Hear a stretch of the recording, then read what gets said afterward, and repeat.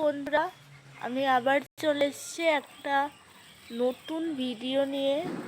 আজকে দেখাবো আমাদের ছাদ বাগানের ড্রাগন গাছটাতে যে ফুলটা আপনাদেরকে ভিডিও করে দেখিয়েছিলাম, সেই ফুলটা কেমন অবস্থায় আছে দাঁড়ান আপনাদেরকে দেখাচ্ছি। ফুলটা আজকে রাত্রের মধ্যেই ফুটবে। এই যে সেই ফুলটা, প্রচণ্ড বৃষ্টি হচ্ছিল বলে আমি ফুলটাকে ঢেকে দিয়েছি, কারণ বৃষ্টির জলে ফুলটা নষ্ট হয়ে যায়। আর যদি বৃষ্টির জল না ফুলটাতে যায় তাহলে খুব সুন্দরভাবে ফলে পরিণত হবে।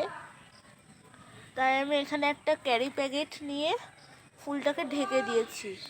এখন যেহেতু আবহাওয়াটা পরিষ্কার আছে, এখন সেরকম বৃষ্টি হচ্ছে না, তাই আমি এখন এই ক্যারি ব্যাগটাকে খুলে ফেলবো। দেখুন খালি ফুলটা কি সুন্দর হয়েছে। এই ফুলটা আজকে রাত্রেবেলায় ফুটবে, খুব সুন্দর লাগছে। দেখুন একবার জাস্ট ফুলটাকে।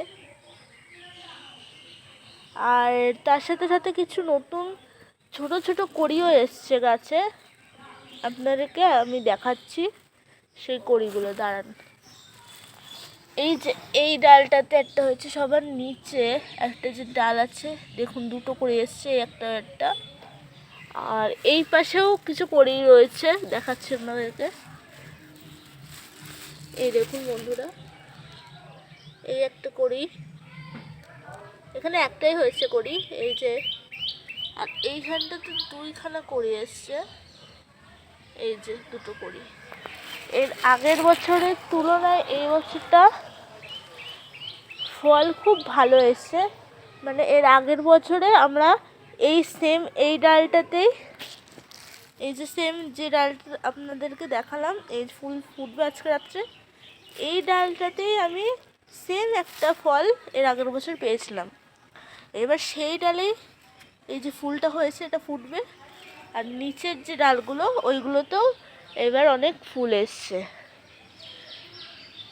যদি গাছের সুন্দরভাবে পরিচর্যা করা হয় তাহলে ড্রাগন গাছে ফুলের সংখ্যা খুবই বেশি হয়। আমি আমার ড্রাগন গাছে আগস্ট মাস আর জুলাই মাসে ড্রাগন গাছে ফুল আসে। আগস্ট মাসে ড্রাগন গাছটা পরিচর্যা করতে হয়।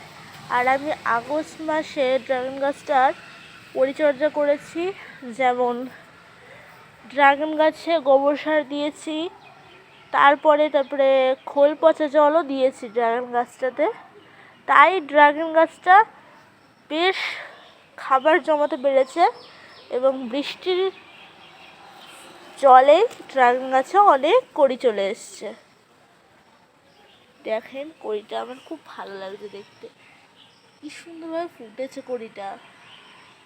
এখনো ফুটিনি, মানে রাত্রেবেলায় ফুটবে। রাত্রেবেলায় পরাগায়ন করার পরে আপনাদেরকে দেখাবো, কারণ পরাগায়নটা আমি দেখাতে পারবো না, ফোনটা আমার কাছে থাকবে না, তাই আমি পরাগায়নটা আপনাদেরকে দেখাতে পারবো না। সেই জন্যেই পরাগায়ন করার পরে আপনাদেরকে পোস্ট করব যে ফুলটা কেমন হয়েছে, ফোটার পরে কেমন লাগছে।